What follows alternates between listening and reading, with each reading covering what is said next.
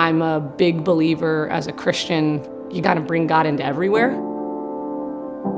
We shouldn't be running away from the challenges. We shouldn't be running away from the people that disagree with us or have a different point of view, because you don't change anyone's minds if you just talk to yourselves. I've been in New York for 10 years after graduating from Princeton in 2009. I live in the West Village with my husband. I've spent the last 8.5 years working at a private equity firm here in New York that focuses on consumer retail investing.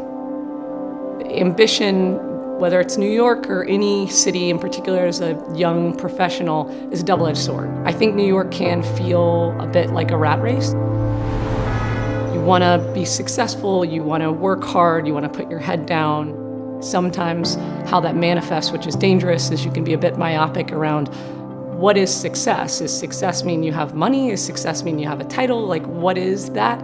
For me, the kind of foundational element of Christ and my faith is that constant reminder that you need all of these different parts of your life to be in harmony. I think it's not an easy balance, to be clear, but it's a challenge that I think we constantly are taking on.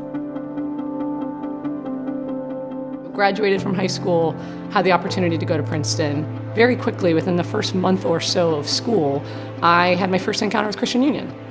I was a freshman on the volleyball team, I was the bottom of the totem pole, and I latched on with both hands.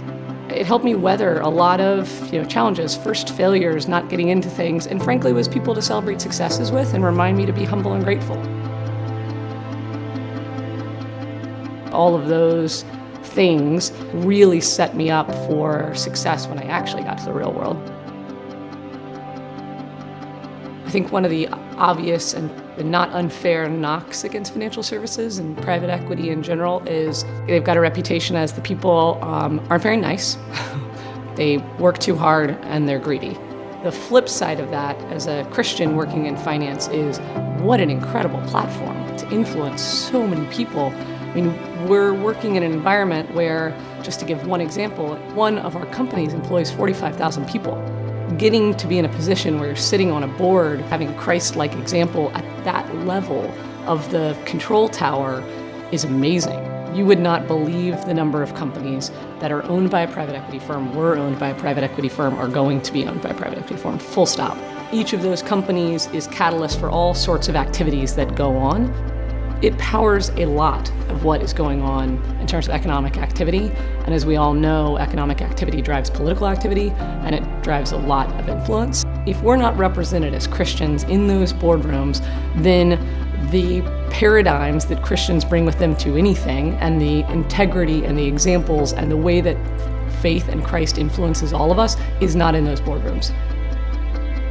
If we are not there, we do not have a voice. And if we do not have a voice, then the influence and the sphere of influence of Christian leaders is missing.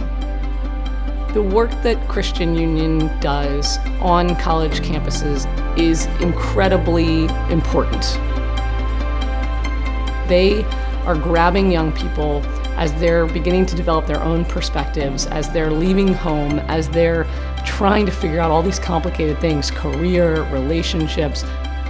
Influencing how young people think about those things is critical, because the collateral that they create in the world, present company included, has the power to have dramatic influence and change.